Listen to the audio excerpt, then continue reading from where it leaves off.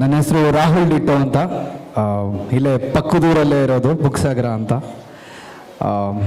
ನಾನಿವತ್ತು ಬರೀ chief guest ಆಗಿ ಬಂದಿಲ್ಲ, ಪೇರೆಂಟ್ ಆಗಿ ಕೂಡ ಬಂದಿದ್ದೀನಿ. ನನ್ನ ಮಗ ಪ್ಲೇ ಗ್ರೂಪಲ್ಲಿ ಇದ್ದಾನೆ, ಲಿಟಲ್ ಪಾಂಡಾದಲ್ಲಿ.